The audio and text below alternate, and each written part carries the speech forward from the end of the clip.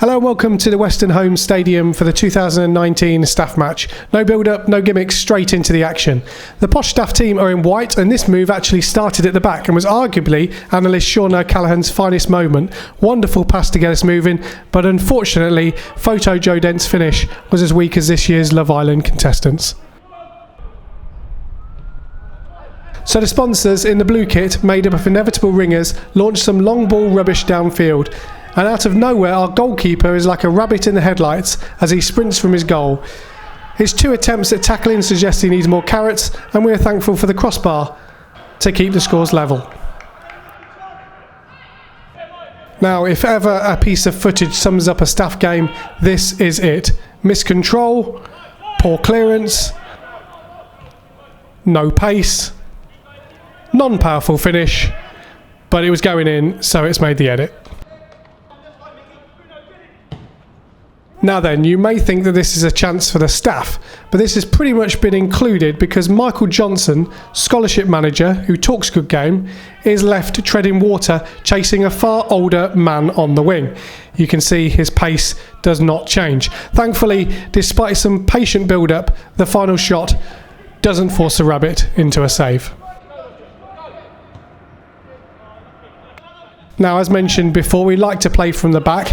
And remember, a long ball can also be a pass, as Matty Dye proves here. Now, Sean O'Callaghan is deceptively quick, in the sense we thought he'd be a hell of a lot slower. But despite him being a former Aston Villa youngster, he still finished like us. In fact, he was hauled off less than 10 seconds after this for his own protection. Now, I know what you're all thinking. How is this game still 0-0? I'll tell you. Finishing like that. Of course, there were some skills on display. Check out this flick coming up from Bruno Porfirio, our hard-working academy coach, bringing some flair to proceedings. It's not all about goals. This is marketing executive Jake Baxter's first and only touch, and Hakeem, Joe Dent's brother, getting nutmegged. Hello, darkness, my old friend. So it's still 0-0 here at the Western Home Stadium, but alas, not for much longer. You can see this move developing. Jono ball watching, stops to try and claim offside, and then gets beaten far too easily. It's 1-0 to the sponsors.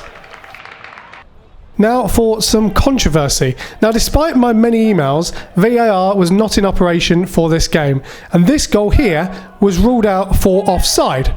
Now, you can see us arguing, the hands go up, we stare intently at the assistant.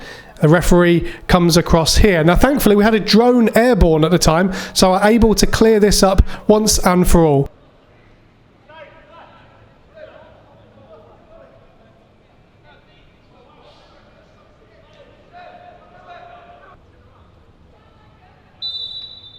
Given offside, perhaps wrongly. Now here I go for the most optimistic 1-2 ever with Sean. My pace is frightening. Well, frighteningly slow. But I like to think that I forced the error here, and at the end of the day, Hakeem should score. But he doesn't. In fact, he's been megged and missed an open goal. And despite all this, he got a Man of the Match award. The gaffers Horace Jones and Kaylee Stent are so inspiring, aren't they, in the dugouts? Poor clearance from Mr. Daly there, but thankfully he makes up for it by keeping out the shot, and any hint of a foul is immediately ruled out because we hired the ref. Now, the defending here is a little disjointed, not tracking any runner whatsoever, leaving a man unmarked in the box, and that man, a former employee, Tom Stent, makes it 2-0 to the sponsors. Now, youngsters these days are taught out to play from the back. Ours are by Matty Dye.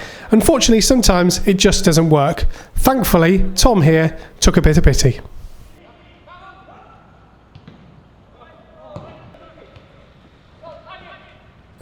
Oh yes, what a strike and what a save. In fact, I think that clip might be our teaser to this game.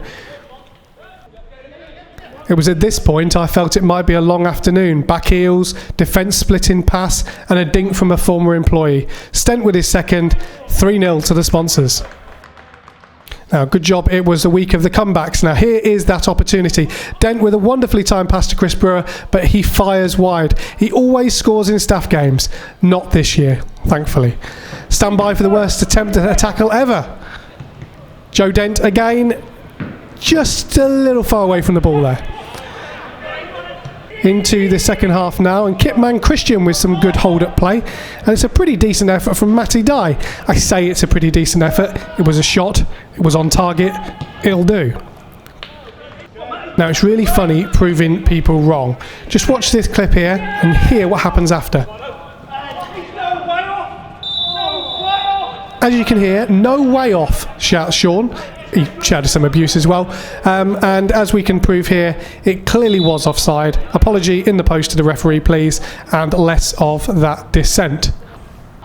Now Sean will take his frustrations out here with a quite epic attempt at an overhead kick, yet when the ball comes in, surely heading it would have been simpler. It took him at least 3 minutes to get up. Sponsors currently coasting at 3-0. And to be honest, they were creating chances here, just like this one coming up from Stent, who wastes a good opportunity for his hat-trick by heading over from 5 yards.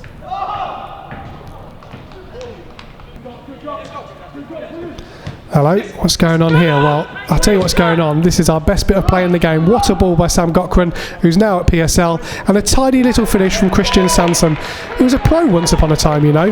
But really, Google him, Christian Sanson. Can't have celebrated much given what he did here. Now we're cooking on gas now. Remember that week of comebacks? Liverpool, Tottenham. Could it be the posh staff? Great opportunity here. Hakeem, low ball in towards Sam, but unfortunately the finish is not there. Now Gokran actually played for Posh once upon a time as a defender and sometimes as a midfielder. He'll tell you about a game against Celtic in a pre-season game. Honestly, ask him about it. He'll talk for hours. Heads wide here though. Of course, communication is so vital in football, as is finishing, and in this clip here it proves that not talking and being rubbish at finishing can cost you. Now you'll actually see me come into shot once again here, and I think in honesty I'm probably better placed to head this into the bottom corner. Unfortunately when the ball comes over, Sean gets there first, gets to the ball first and slams me to the floor. The sad thing about this kind of game is even sponsors are using simulation now. Look at this, blatant dive. Although I wasn't quite sure why Wayne put his hands in the air as if to say he hadn't made any contact. Now then, Sean using his pace to get in behind. But unfortunately here he doesn't use his feet, which ultimately are kind of key when the ball is heading your way.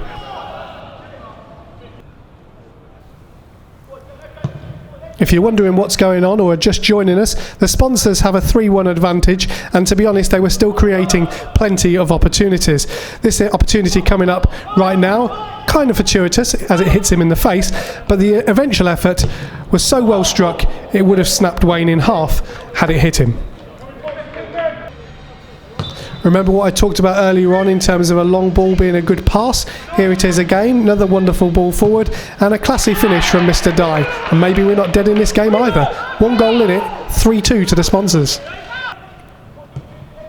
Of course, when you're trying to get back into the game, you need your keeper to stand up strong. And in a game like this, Wayne does exactly that, making a great stop here. Unfortunately, he then goes and ruins it all by doing something stupid like not catching the ball. I mean, to be fair to him in this particular instance, he was horribly exposed, but then he should expect it. It is a staff game. As a human and as a rabbit, he was exposed. 4-2 to the sponsors. Now this clip actually started so well for Christian, clever back heel, but unfortunately ended him with him nearly breaking someone's heel. First booking ever in a staff game, on his debut in the staff game. Christian, take a bow.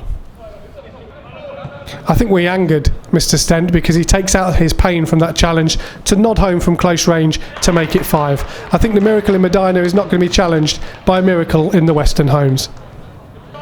In fact, it could have been a lot worse. A chance to make it 6 is blazed over the bar, but don't worry, there's still many highlights to come, including my favourite. Here it is. Tries to nutmeg his opponent and gets nutmegged himself. You just love to see it, Mr. Joe Dent. It would have been better had it led to a goal, but it didn't. Of course, every bad thing sometimes leads to a good thing. This is an incredible run in terms of pace. I'm pretty sure he sped this up. He did do the edit himself.